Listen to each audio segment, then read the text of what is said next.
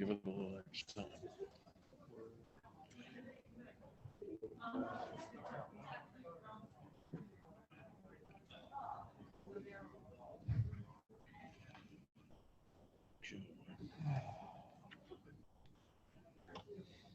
Oh, that's right. I can't see it. Oh, sometime.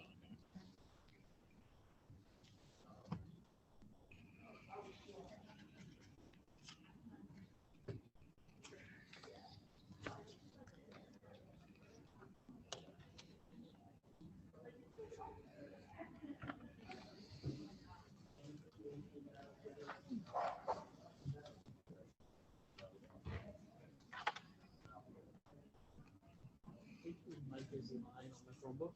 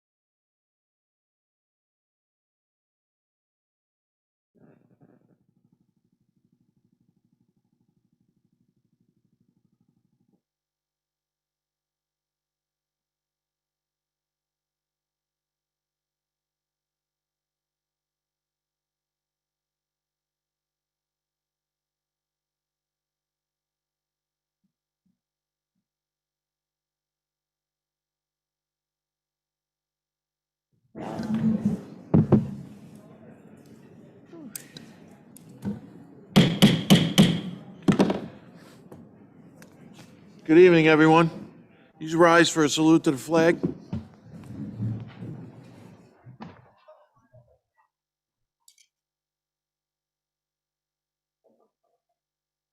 Pledge allegiance to the flag of the United States of America and to the republic for which it stands, one nation, under God, indivisible, with liberty and justice for all.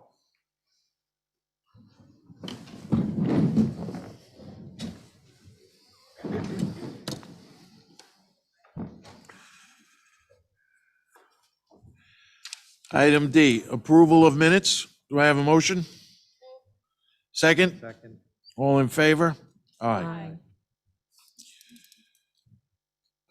Item E, there were no budget transfers. Item F, communications to the Board of Education.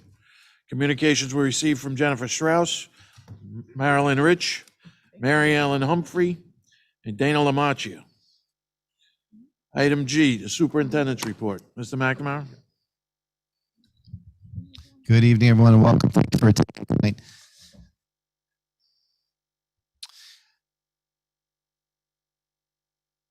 Usually each month we start the meeting with some of our recognitions and celebrations. We are going to hold off on that till a little bit later in our meeting, as we really look forward to recognizing our girls volleyball team on their Long Island championship. Outstanding accomplishment by them. We have some of them in transit from their volleyball practice, so we're going to do that a little bit later in our meeting.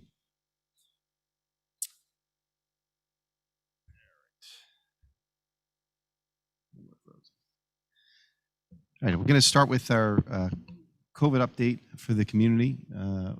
Our cases have been rising, so we'll just share some numbers with you tonight. Just to report to the board, this is where we currently stand across the county. You know, taking a county look first, then a town look, and then look across the school district. Last week was one of our higher weeks in the county. You can see that our cases jumped pretty significantly. The blue bar there represents the town of Wantagh. It's our number of cases per 100,000 residents, and the orange represents the same number for Nassau County. So we've continued to outpace the county. We got to a real good period in October, where numbers were down significantly, but we've definitely seen a significant increase across the board over the past several weeks. These are just the data for our community. You can see over the past 7 days, we've had 121 cases, an average of about 17 cases per day. And then this is the look for our district. These are just the weekly results, just represented in a bar graph, so you can see, just to show you the increases in cases that we saw this past week. And then this is the breakdown in terms of numbers of our students and staff. One of the things that I've certainly seen this past couple of weeks is a shift in cases to our elementary schools. That's where we've definitely seen the numbers starting to tick up with our students there. So we're certainly going to continue to watch that closely. And you can see the totals there. We've had about 163 cases over the opening 3.5 months of school, 140 student cases and 23 staff cases. But definitely more of a shift towards our elementary schools over the past several weeks. So we'll continue to monitor that, watch that closely. I want to thank our COVID coordinator, Tracy Brady, who's really done an outstanding job in coordinating our efforts there. Some updates for me tonight. First off, we were all saddened by the events last week with the school shooting in Michigan. We just want to publicly extend our condolences and thoughts and prayers to the community for Oxford High School in Michigan after that horrific school violence that was there last week. So the census loss there is certainly upsetting, unsettling to all of us. Please know that our district continues to be vigilant to provide a safe environment for our students. We continually work to enhance our safety protocols. In addition, we know that mental health is really at the forefront of this issue. All too often, the perpetrators in these horrific acts or someone that's familiar to your school community. So proactive measures to identify students that are struggling, feeling marginalized, is critical in prevention. And in addition, quick, decisive actions will continue to be made when concerns are brought to our district's attention regarding security. We certainly want to thank the Nassau County Police Department. They've been a great partner over the past several years. Commissioner Ryder has certainly increased efforts around school outreach. We've coordinated many programs with them, and just want to thank them for their efforts as well. Just some happenings around the district. We're in a concert season right now, and it really has been great to be back in person for our concerts. I was able to attend last night for a couple of our high school performances. Just really outstanding. I want to thank our music staff who did an outstanding job in preparing our students and our student performers who just did terrific work. And certainly thank Kelly Jones for her leadership of that department. And thank all our parents that came out to attend. We're continuing to host our in-person events, with some restriction, obviously mask wearing, and we've limited crowds a little bit at our concerts to keep everybody comfortable and safe, and all that has really been going well. So I want to thank everyone for their efforts there. And just certainly from all of us, just extending well wishes for a happy holiday season to everyone. I'll turn it back over to Mr. Greco. Thank you, John. Item H, report of the administration. Item H1A, B, C, and D. Can I have a motion? Second. All in favor? Aye. Item H2, personnel action, civil service. Can I have a motion? Second? Second. All in favor? Aye. Item H3, contractual and other authorizations. H3A, B, C, and D. Can I have a motion? Move. Second. Second. All in favor? Aye. We'd like to thank the New York Life Foundation for its generous donation. Item H3E, F, G, H, and I. Can I have a motion? Second. Second. All in favor? Aye. Item H3J, K, L, M, N, and O. This is an added addendum. Do I have a motion? Move. Second? Second. All in favor? Aye. Item I, unfinished business, we have none. Item J, new business, approval of committees on special ed and preschool special ed recommendations. Do I have a motion? Second? Second. All in favor? I have a motion to adjourn. Mr. President, I make a motion to adjourn this meeting. Sorry. Second? All in favor? Aye. Mr. Greco, one thing I'd just like to add, one of the approvals tonight that was just made was tenure for one of our staff members. Danielle Chavetta is a special educator at Forest Lake Elementary School. She has done an outstanding job at Forest Lake Elementary School for the past many years. It feels like we've been on a long road to get here with babies in between and everything else. But it's certainly our pleasure to recognize her tonight. We'll do a full ceremony to recognize our tenure recipients in May that Danielle will be invited to be part of, but I know she's here tonight, and I just wanted to take a moment to recognize this important milestone in her career. Congratulations, Danielle. Yes, congrats.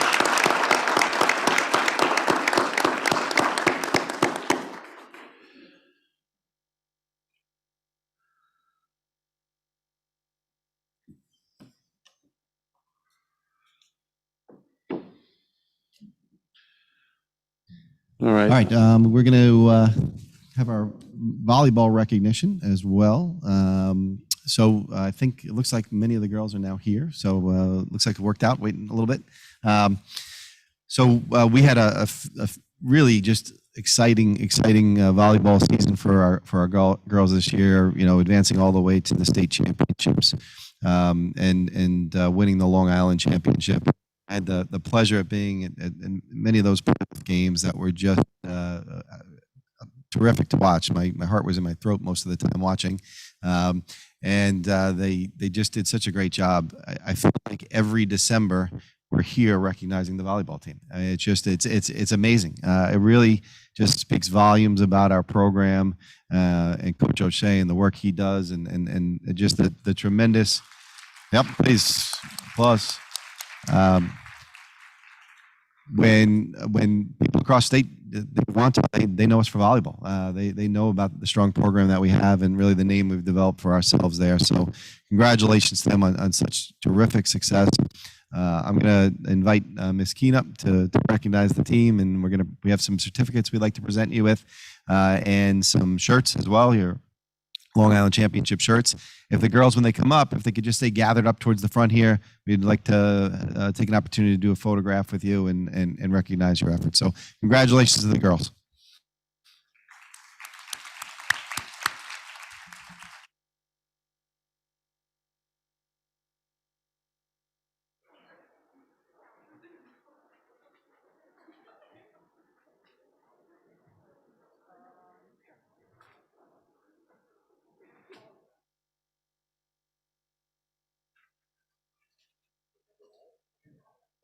Very simple. Everybody's a medium. Pretty much. Pretty much.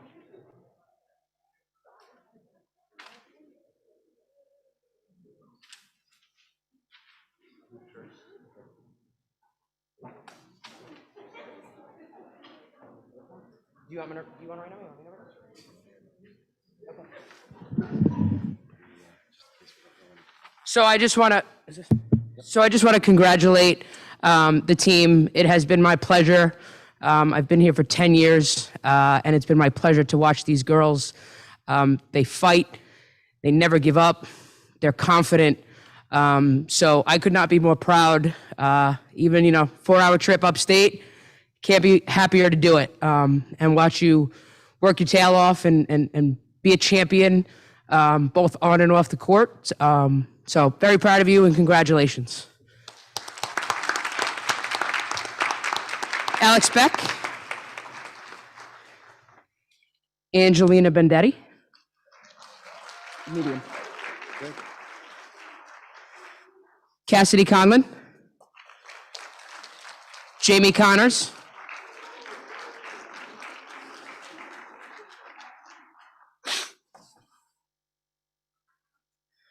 Jacqueline D'Angelo, Caitlin Dillon,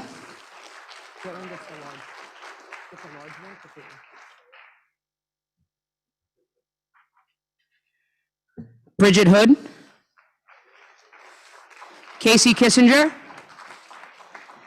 Angelina Lamacchia,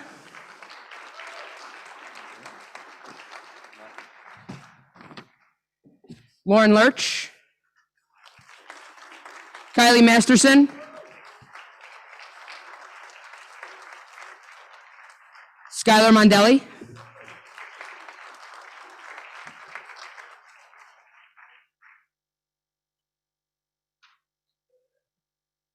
Jacqueline Mundy, Olivia Puglisi,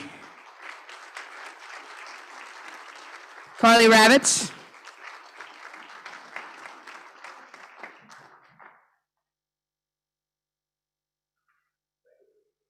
Sadie Reach,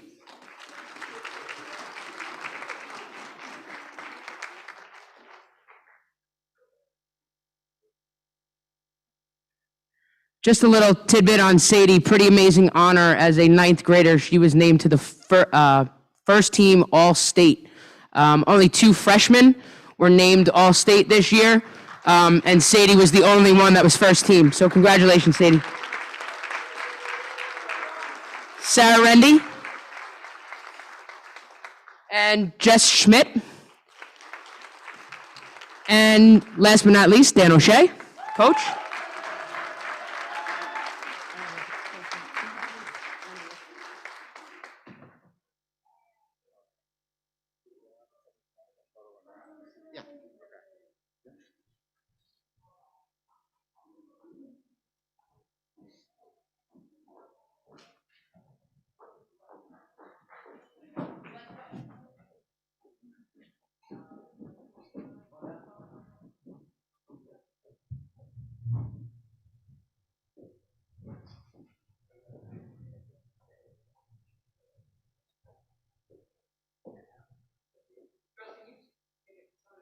Have them step forward a little bit.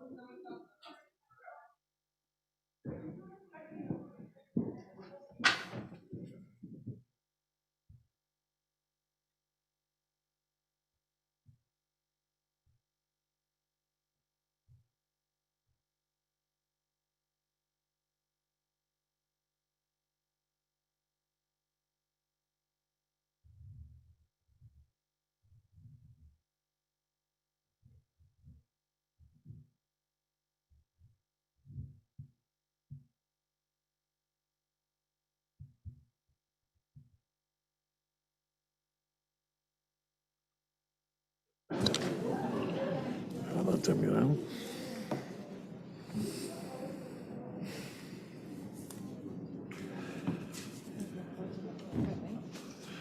Yes.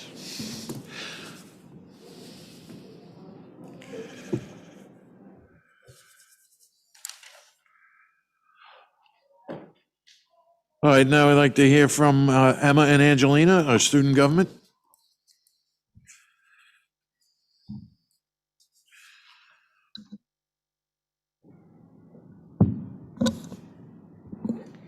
Good evening. For those of you who don't know us, we are the student government presidents.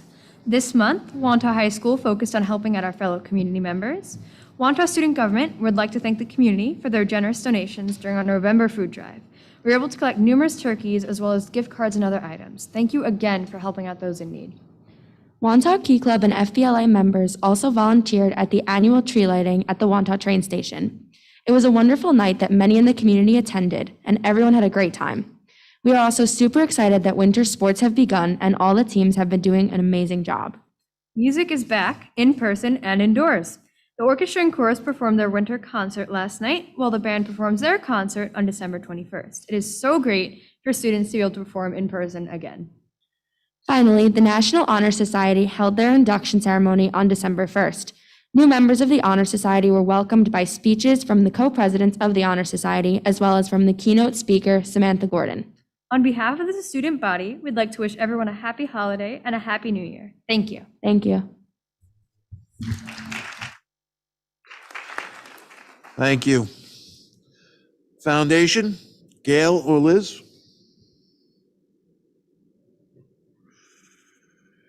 Forest Lake PTA? Nobody. Mandalay PTA? No takers. Wantagh. I don't see any.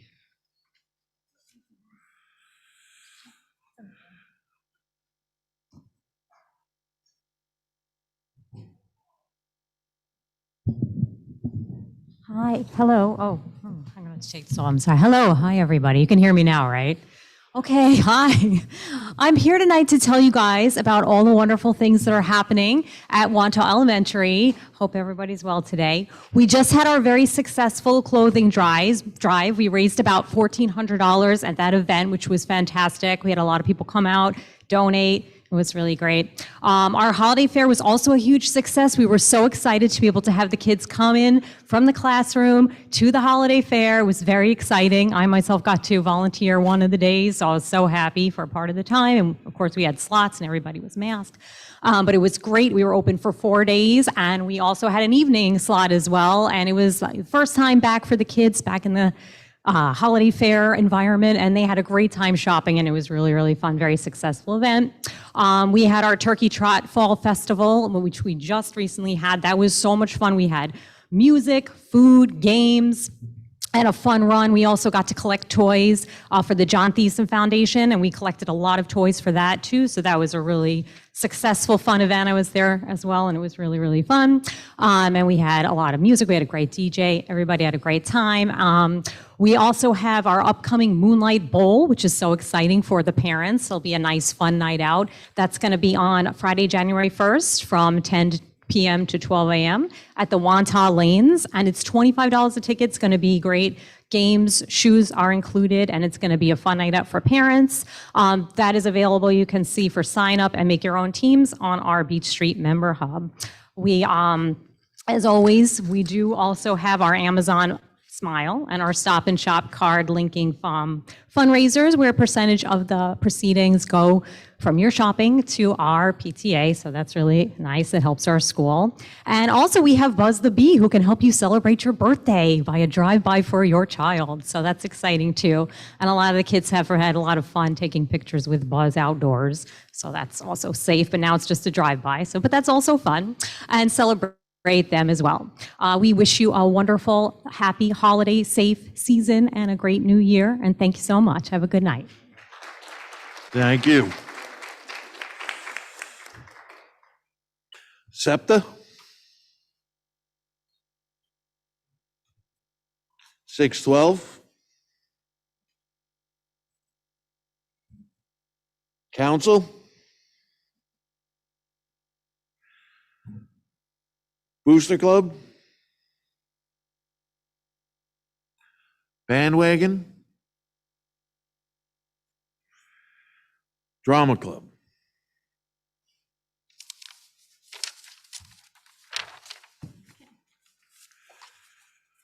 All right.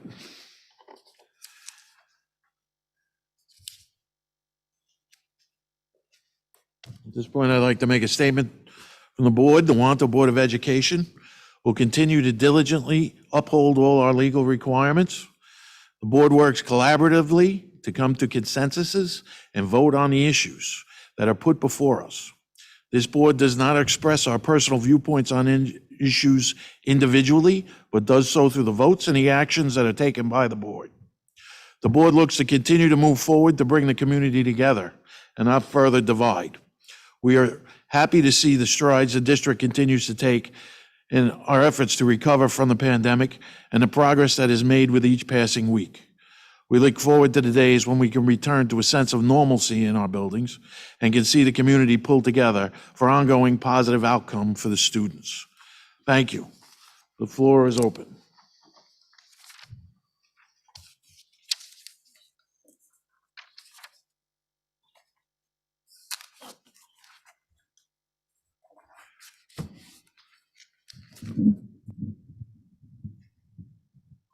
Good evening. My name is Marilyn Rich. I'm a Wantagh resident. My children attend school in the district. Before I read my statement, I just want to commend the board and the district on the safety plan and the diligence that goes into it. I read through the district safety plan this month after the Michigan shooting and after the situation that occurred this week in Hicksville, which was quite alarming. And so I do appreciate so much effort and diligence that goes into that in our district. So thank you very much. Regarding why I'm here right now, last month, I'm just going to read this if that's okay. At the November meeting, I asked a number of questions to the board and also emailed them for a response. I received that response on December 7th from Superintendent McNamara, which I'm assuming was also on behalf of the board. The answers to my questions were mostly a deflection of responsibility and a confirmation of the fact that the board will be doing absolutely nothing to combat a possible vaccine mandate. From Superintendent McNamara, and I quote, "Currently there is no plan to hold a community forum on vaccine mandates or to survey the community on this particular topic. I think it is critical to include New York State legislators in any conversation on this topic. They act as the community's voice in Albany." In response to my question asking whether or not the board will reach out to the governor on the topic, as other Long Island school boards have done, most recently today, Bayshore wrote a letter to the governor in support of parental rights. The response was the Board of Education does not plan to write a letter to the governor on the topic of the vaccine mandates at this time.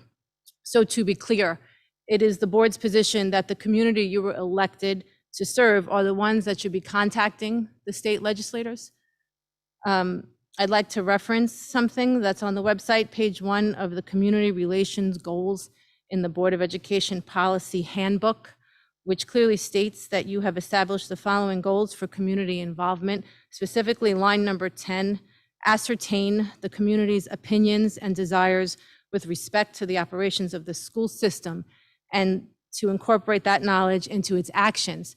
You clearly are not doing this by refusing to survey the community on their opinion of the vaccine mandate.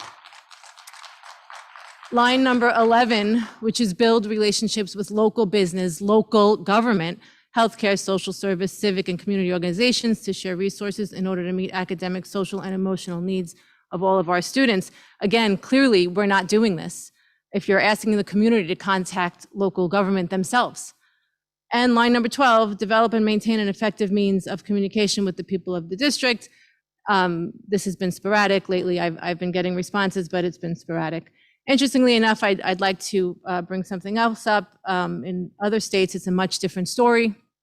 From an article printed in the Baltimore Sun yesterday, the Maryland State School Board approved a regulation that would allow schools to drop mask mandates under certain circumstances. In a 12-to-1 vote on Tuesday, the board laid out the criteria schools would have to meet to take such a step.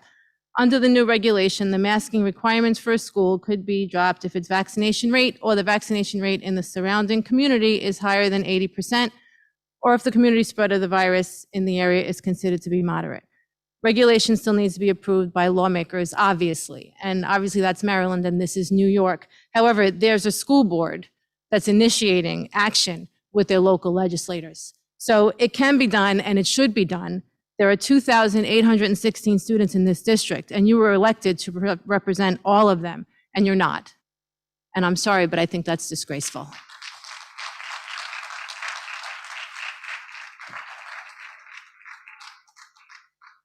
Do you want to respond? Oh, you guys don't respond? Okay. My name's Jessica. I'm the parent of 2 elementary school children in Mandalay. You had posted up something in the slideshow today. You mentioned that there was a rise in cases in the middle and elementary school age children. Was that correct? Yes, okay. So regardless of the variant of COVID, there has been a higher mortality rate, according to the CDC, for children that have committed suicide because of mental health issues in this year than there have been of mortality reasons from COVID. Instances of self-harm have been on the rise because of mask wearing. There is a disconnect and a lack of understanding for younger children to kind of see and read facial expressions. There's been an increase in mental health issues with the increase of isolation and causes that have been inspired as a result of safety and social distancing. So there is this direct correlation, again, between elementary school age children with mask wearing and causations of mental health. This is on the CDC website. So why would you not create a scenario in which you would actually advocate for these children and hear the concerns of the parents here in this room tonight? If you refuse to stand up and fight for what your constituents want, I propose a compromise. Parental choice can be more than one thing. Allow for parents to opt for a mask-in class and see how many children are actually in a mask-in class option. If we're going to tell our children to follow the science, as you ask us to, then I say to you here now that isolation and distancing and creating a perpetual state of fear in which our children are being raised is creating a mental health epidemic that we're going to see compounded over the next few years. And as this mental health epidemic spikes and continues, we're going to see more self-harm in our elementary school age children as well as our middle school age children. Secondarily, we are teaching our youth to not trust the teachers and the leadership in their community. We have leaders that say, do as I say, not as I do. So as all of you go and leave this room tonight and rip your masks off to get in your car, and as you spoke up here, not social distance, you took your mask off, Mr. Greco. It's part of, we're all tired of the mask wearing. Okay, and the same way that you require me to sign a parental slip so my kid could go to a whaling museum school trip, You should also be asking me my opinion on whether I want my child to have a mask on 8 hours a day.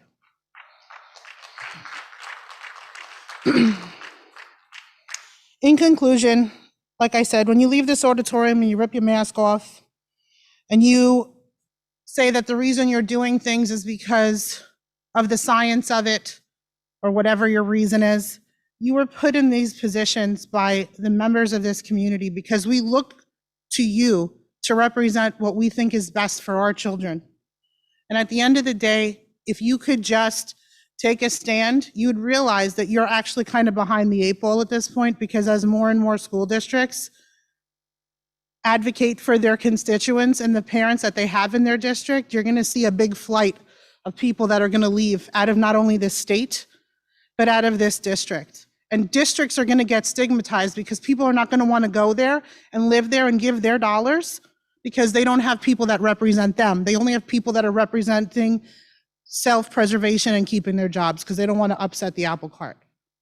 We have small children that are having direct impacts because of mask wearing. There's mask wearing issues. I'm not talking about the health, I'm talking about the mental health aspect of it. Where is the concern from this board? Where is the advocacy from this board? As somebody that lobbies not only in New York City for my organization, but lobbies with the Nassau County legislature, I want to know, have you lobbied with them? Have you asked them to advocate for you as a local elected official on the state level? Or is this just like one of those situations where you listen to us and you go in your car and you go home? You can't answer any questions?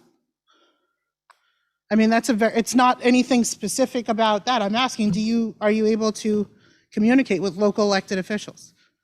Yeah, so I'm happy to respond. I'm going to, after the public comment, respond to any comments that were made tonight. Okay, so what I ask for you, just to make sure you answer, is do you utilize local elected officials? Gotcha. Yep. Okay.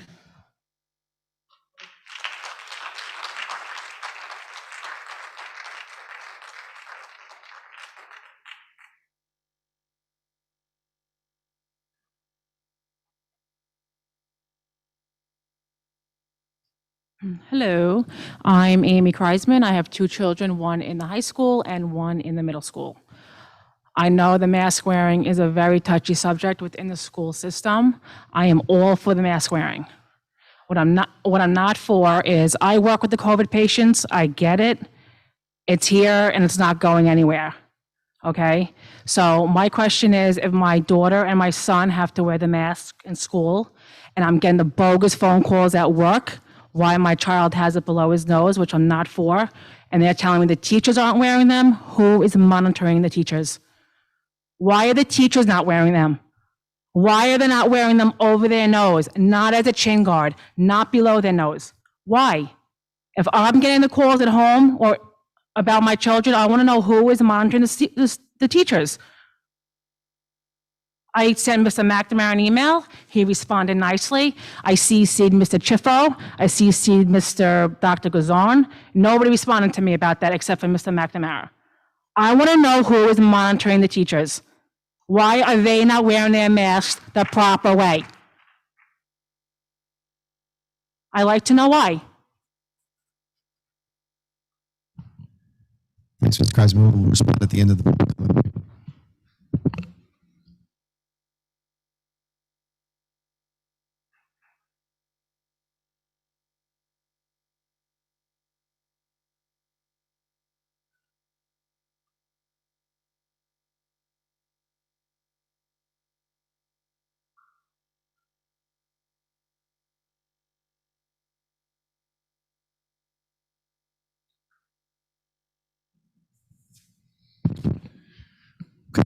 No further questions, we'll close out the public comment period for this evening. Once again, thank you all for attending. Just a couple of remarks on my behalf. I'll, certainly in terms of Mrs. Rich, we've had conversations about this in the past in terms of the advocacy, which kind of lends itself into, and Jessica, I apologize, I did not get your last name when you came up. We have regular conversation with our local leaders. I'm in regular contact with Senator Brooks, David McDonough, about all sorts of various issues. So I know you cited the advocacy piece. They are fantastic about reaching out to me. I reach out to them regularly. But I also have to work within the guidelines of the law, right? So we certainly speak about that. You know, I highlighted last month some of the projects that we've coordinated with them, advocated for dollars. We're going to be reconstructing 2 art rooms here in the secondary complex shortly this summer, all with funds that we got from advocacy with our local leaders. So it's something that we do regularly and we'll continue to do. Mrs. Kreisman, I know you had reached out to me about your concern about that. I responded, just so to be clear, on behalf of Dr. Gazzone and Mr. Chiffo. I let them know that I would get back to you on that. That's something we certainly, our staff, we remind about. They are, continue to be vigilant about. We will continue to remind folks to provide safe classroom environments for all of our kids.